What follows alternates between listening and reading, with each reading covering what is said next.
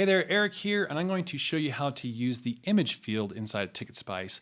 The image field allows you to drop in an image into the body of your ticketing page. So I'm going to show you how that works. And in here, I have already added an image gallery field, which that is a set of images that you can arrange through rows and columns, and you can add text and you can do crops and lots of other cool things, but I have that in a separate tutorial. So I'm going to go down here and I'm going to hit the plus icon.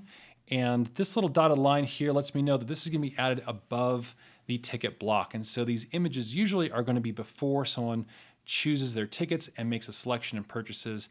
Though if you wanted to add these things to the bottom, you can always add them to the bottom here. You have the image field there as well as the image gallery and all the rest of the awesome things. You can add those below. But for the image purpose here, we're going to add it above the ticket block because we might want to showcase something about our event. So I'm going to choose the image field. And in here, you have a number of options. First is whether or not you want to crop the image or not. And so if you don't use a crop, it's going to just take whatever you uploaded and just cram it in there and display it as is. But a lot of people want a little more control. So we'll leave the crop on. And that full width is going to determine if the image extends to kind of this area or goes side to side. And I'll show you what that looks like in a moment. And then you've got the crop shape. So landscape would be kind of horizontal, portrait would be a vertical, square and circle. We all know what that means. And if you're using square, rectangle, you want around the corners, you can add that as well. And then I'll show you this as well, which is to add text with the image. So let's go ahead and add an image here. And I'm just going to pick the very first thing here in my gallery, which is a field of some beautiful place in the world. I have no idea where, but I hit done and voila, you have an image into the body of your ticketing page. Now, if I want that to be full width, I can choose that and you can see what that does. It extends all the way to the ends there. But maybe I want to have a little more control over here. Let's take it off of full width. Let's round the corners and why don't we make it a square? And so right now we see a square crop there. It's rather large.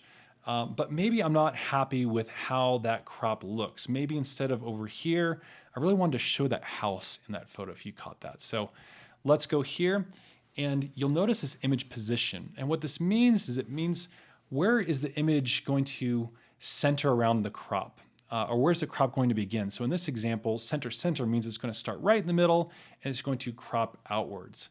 If we want, for example, that house, we can go and move this, and this is going to change the position of the crop. So we would go, let's go to left center, and that's going to center it over that direction. As you can see, there we go. We've got that house there in that beautiful vineyard. Other controls in here, let's go and grab some text. I'm going to enable text over here, and I'm going to paste in a little paragraph text. And maybe this is describing the event. And you have a couple options here. Is the first thing is you have the text placement. Do you want it on the left or on the right? So you have those controls. So we'll keep the text on the right. And from here, you see that it looks like that, kind of almost like the gallery.